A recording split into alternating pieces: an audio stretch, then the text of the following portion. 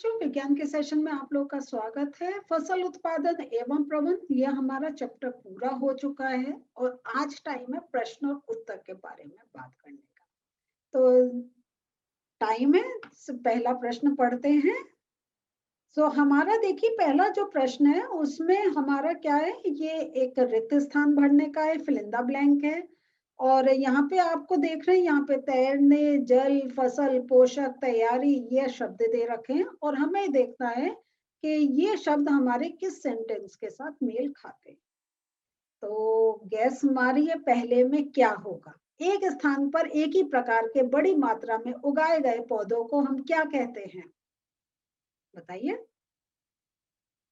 ठीक सोच रहे हैं, क्या है, फसल, है ना। तो ये आ गई फसल। और ये फिल इन द ब्लैंक ना कभी कभी बड़े काम के होते हैं। अगर आपसे फसल की परिभाषा पूछी जाए तो आप यही पूरा सेंटेंस लिख दीजिए, एक ही स्थान पर एक ही प्रकार के बड़ी मात्रा में उगाए गए पौधों को फसल कहते हैं। तो देख रहे हैं आप कि आपका एक डेफिनेशन भी तैयार हो गई इसके साथ, परिभाषा। चलिए दूसरा, गैस मारिए क्या आएगा इसमें। फसल उगाने से पहले प्रथम चरण मिट्टी की तैयारी होती है ना। चलिए थर्ड देखते हैं, थर्ड में क्या आएगा। क्षतिग्रस्त बीज जल की सतह पर, बिल्कुल मुझे विश्वास है आप लोग ठीक सोच रहे होंगे, तैरने लगेंगे। अब तो हमारे पास दो ही बचे, लेकिन अब हम देखते हैं क्या आएगा। फसल उगाने के लिए पर्याप्त सूर्य का प्रकाश एवं मिट्टी से क्या होता है, जल तथा पोषक तत्व आवश्यक हैं। ठीक है, तो ये हमने कर लिया रिक्त स्थान पूर्ति का। अब हमारा दूसरा प्रश्न है जो है कॉलम ए में दिए गए शब्दों का मिलान कॉलम बी से कीजिए। ठीक है, ये आपका थोड़ा कीजिए है वर्ड ना। तो आप बताइए, खरीफ फसल किससे मिलान करेंगे, A B C D E, किससे मिलान करेंगे।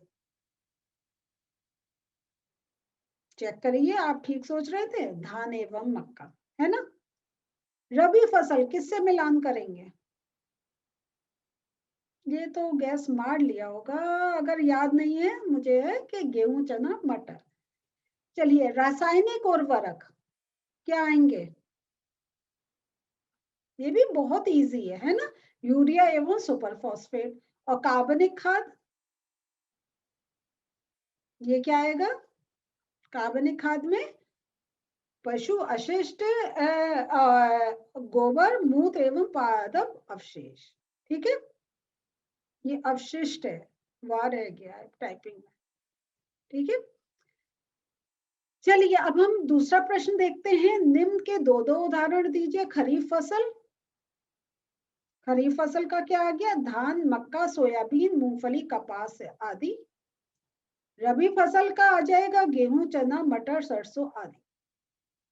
ये मैं आप और आपसे इसके मंथ भी आपको याद होने चाहिए कि कौन से महीने में क्या क्या होते हैं, खरीफ फसल का क्या टाइम पीरियड और रबी फसल का क्या है, ये भी आप याद रखिएगा। चलिए अब हम देखते हैं निम्न सॉरी निम्न पर अपने शब्दों में एक एक पैराग्राफ लिखिए। बुआई, मिट्टी तैयार करना, निराई, थ्रेशिंग। तो अब हम एक एक का देखेंगे। बुआई, बुआई का कैसे देंगे, बुआई फसल उत्पादन का सबसे महत्वपूर्ण हिस्सा है। बुआई से पहले अच्छी गुणवत्ता वाले बीज चुने जाते हैं। अच्छी किस्म के बीज अच्छे किस्म के स्वच्छ और स्वस्थ बीज होते हैं जो बुआई का हम देखते हैं। बुआई फसल उत्पादन का सबसे महत्वपूर्ण हिस्सा है। बुआई से पहले अच्छी गुणवत्ता वाले बीज चुने जाते हैं। अब यहाँ पे देखिए बड़ा अच्छा है, अच्छी किस्म के बीज अच्छे किस्म के स्वच्छ और स्वस्थ बीज होते हैं। तो अच्छी किस्म के बीज का अर्थ ये हो गया, जो अच्छी किस्म और स्वस्थ बीज वो होते हैं अच्छे बीज। बीज को सीड ड्रिल या हाथ से बोया जा सकता है। तो ये हो गया बुआई का। नेक्स्ट देखते हैं, मिट्टी तैयार करना। मैं ये इसको मिट्टी तैयार करने का ये थोड़ा सा बड़ा है, इसको समझिए। फसल उगाने से पहले मिट्टी तैयार करना पहला कदम होता है, या पहला कदम होता है। कृषि में सबसे महत्वपूर्ण कार्यों में से एक मिट्टी को पलटना और इसे ढीला करना है। इससे जड़ें मिट्टी में गहराई तक प्रवेश कर सकती हैं।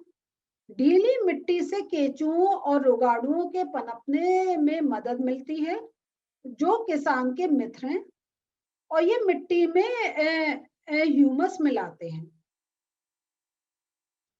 साथ ही मिट्टी को पलटने और मिट्टी तैयार करना, फसल उगाने से पहले मिट्टी तैयार करना पहला कदम करना है। कृषि में सबसे महत्वपूर्ण कार्यों में से एक मिट्टी को पलटना और इसे ढीला करना है।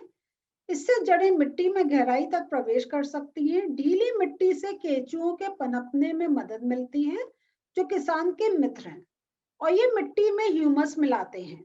साथ ही मिट्टी को पलटने और ढीला करने से पोषक तत्वों से भरपूर मिट्टी सबसे ऊपर आती है, ताकि पौधे इन पोषक तत्वों का उपयोग कर सकें।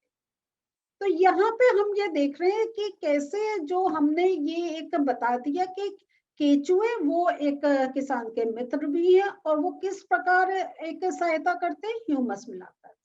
तो यहाँ पे हमने पूरा एक बताया कैसे मिट्टी तैयार होती है। दूसरा हम देखते हैं निराई। निराई क्या है? ये खरपतवार अवांछित पौधे हैं जो फसलों के साथ उगते हैं, और खरपतवार निकालने को निराई के रूप में जाना जाता है। आप चाहें तो आप ये भी लिख सकते हैं, खरपतवार निकालने को निराई के रूप में जाना जाता है, ये भी लिख सकते हैं। लेकिन खरपतवार क्या है, अगर हमने ये थोड़ा समझा दिया तो हमारा आंसर थोड़ा सा अच्छा माना जाएगा। हाथों से खुरपी जैसे औजारों का उपयोग करके, या हमने केमिकल का नाम दिया 2,4-D, जैसे घास फूस नाशी, वीडीसाइड्स जिन्हें कहते हैं इंग्लिश में, का उपयोग करके खरपतवारों को हटाया जा सकता है। खेतों में खरपतवार को मारने के लिए इनका छिड़काव किया जाता है। थ्रेशिंग का हम देखते हैं कि प्यालों से अनाज को अलग करने की प्रक्रिया को हम थ्रेशिंग कहते हैं। इसे कंबाइन नामक मशीन की सहायता से किया जाता है, जो वास्तव में एक हार्वेस्टर और थ्रेशर का संयोजन है। तो ये मैंने आपको जैसे पहले भी सेशन में बताया था कि कंबाइन के साथ ये नामक मशीन में क्या दो चीजें हैं, वो याद रखिएगा, हार्वेस्टर एंड थ्रेशर। अब हम देखते हैं, हमें उर्वरक और खाद का एक भिन्नता बतानी है, और ये आपकी बुक में भी है, तो आप बुक से याद कर लीजिए, या जो हम आपको बता रहे हैं वो बहुत सेम ही है। तो उर्वरक जो है ये एक अकार्बनिक उर्वरक एक अकार्बनिक लवण है। खाद जो है ये प्राकृतिक है, जो गोबर, मानव का अपघटन अपशिष्ट और पौधों के अवशेषों से बनता है। उर्वरक कारखानों में तैयार किया जाता है, और खाद खेतों में तैयार की जाती है। उर्वरक मिट्टी को ह्यूमस प्रदान नहीं करता है, खाद मिट्टी को भारी तादाद में ह्यूमस प्रदान करता है। उर्वरक पौधों में ये सारे तत्व जो नाइट्रोजन, फास्फोरस है, पोटेशियम है, ये देता है, और ये जो खाद है ये अपेक्षाकृत कम पोषक तत्व प्रदान करती है। तो ये आपकी बुक में भी है, आप उससे भी याद कर सकते हैं, लेकिन इम्पोर्टेंट है, ये आपको याद करना पड़ेगा। ये बहुत एक पॉसिबिलिटी है कि एग्जाम में आपसे ये इसका डिफरेंस पूछा जाए। तो बच्चों, आज हम लोगों ने थोड़े से प्रश्न और उत्तर देखे, और देखा कि हमारे प्रश्न जो हमने पढ़ा होता है उसी में से ही पूछे जाते हैं। इम्पोर्टेंस ये है कि जो आप पढ़ रहे हैं उसको समझिए, और समझने के बाद उसको भाषा के रूप में कैसे लिखना है उसकी भी प्रैक्टिस करिए। तो यहाँ का सेशन अब आज का यहीं रोक रहे हैं। अगला एक और सेशन इस चैप्टर के ऊपर होगा, जिसमें हम थोड़े से और प्रश्न और उत्तर आपके साथ डिस्कस करेंगे। अगले सेशन में फिर मिलते हैं। बाय।